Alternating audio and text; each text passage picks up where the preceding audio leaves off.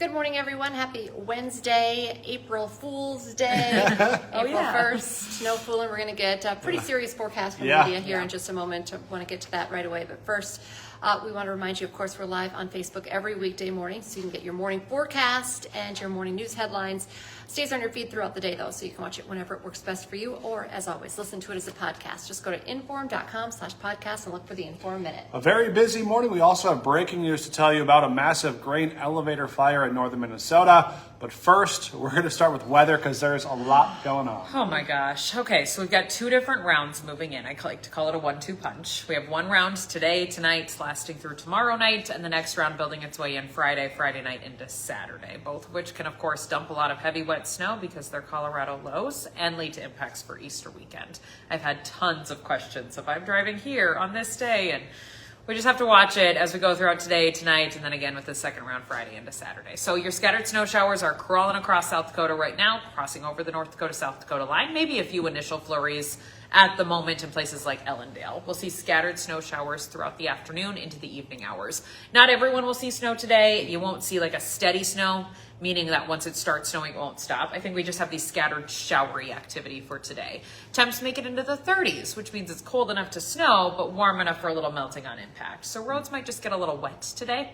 I would expect conditions to deteriorate as we go through the evening into the overnight. Temperatures fall into the 20s. Snow becomes a little more widespread and a little heavier. Snow intensifies, and therefore it's going to start to stick. So we'll wake up with areas of snow onto your Thursday. Heaviest of the snow is actually later Thursday night. So I don't want you to wake up tomorrow morning and be like, they said it was going to be X inches of snow. Where is it? The heaviest of the snow is later Thursday. Temperatures drop a little bit more. Wind becomes more northerly with the colder air. That combination can give us the forcing to pile up some pretty wet and heavy snow later Thursday. So worst of the travel, probably Thursday afternoon, Thursday evening with round number 1 in particular. Not a ton of wind with either round. I'm looking 10 to 25 miles an hour, maybe a gust to 30. And because it's a heavier, wetter snow, it doesn't blow around all that easily. Nonetheless, any bit of a breeze meeting falling snow will reduce your visibility. I just don't think like full-on whiteout blizzard conditions. These are just dumps of heavy, wet snow. Let's see, what else? Overnight Thursday into Friday, this first round begins to taper off. I would expect a pretty good swath of about 4 to 7 inches. In general, I think a lot of us are about a 3 to 5, but there will be areas within that swath of 4 to 7, even isolated a little bit higher. Right now, my target area for the higher end of that 4 to 7 range, call it 6 to 8, is Lakes Country. So places like Detroit Lakes, Fergus Falls, Park Rapids, Wadena. I think you have the best chance at getting the really heavy snow later Thursday night. This will, of course, lead to travel impacts as we wake up on Friday, even if the snow is now done falling from the sky. Brief little break on Friday morning before round 2 works its way in.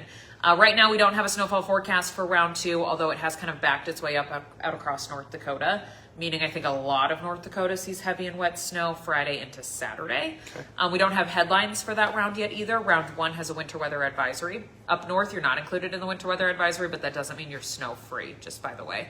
I would expect either a winter weather advisory or a winter storm warning for the Friday-Saturday round to eventually be issued. It's kind of hard when there's so much going on because it can get really confusing. And so we want to keep messaging clear.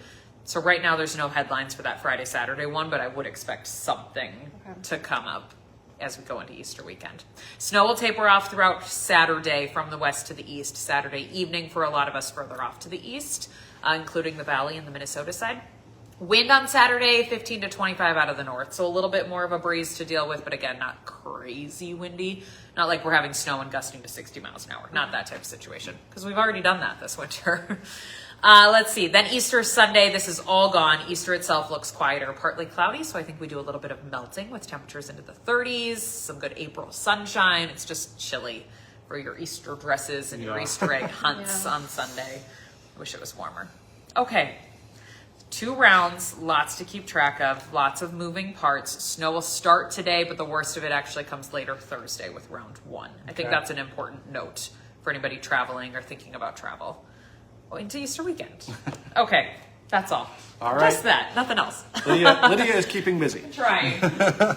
All right, well, we're also tracking breaking news for you this morning. Right now, firefighters are battling a massive elevator fire in Warren, Minnesota. We've been getting a lot of pictures and videos in from our WDAY viewers.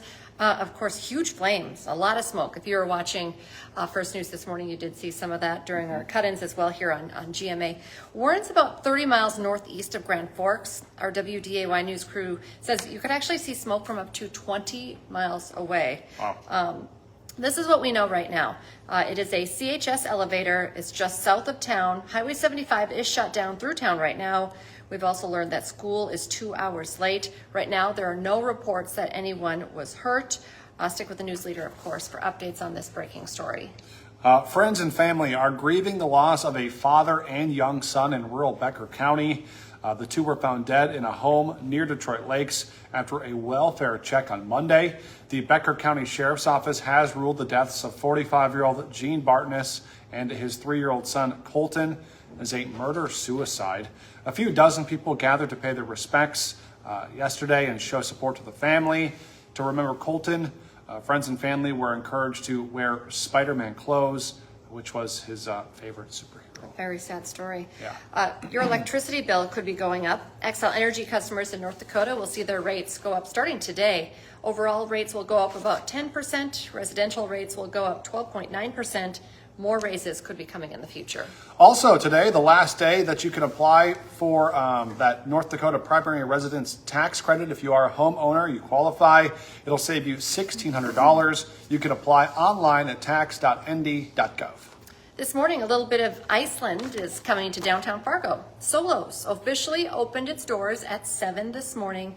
It's an Icelandic-inspired breakfast and lunch spot on First Avenue North. They're going to be open from 7 to 2, Tuesday through Saturday. Sounds like a cool place to go check out. All right, national headline this morning. President Trump will address the nation tonight in prime time about the war in Iran. The president now says the U.S. plans to leave Iran within 2 or 3 weeks. Iran's president is also suggesting the war may end soon, but is calling for security guarantees as part of any deal. You can watch the president's address live tonight at 8 o'clock on WDAY. Today on Hot Mic with Dom Izzo, the NFL draft is now less than a month away, and there's a lot of buzz for former MSU Moorhead quarterback Jack Strand. He's going to join the show to chat about the real chance he has at the next level. Plus, Final Four weekend is almost here, and there's a strong Fargo connection with the Michigan team thanks to Buy's all-time great Casey Morlock. Hot Mic is live from 9 to 11 on WDAY Extra and streaming on Inforum.com.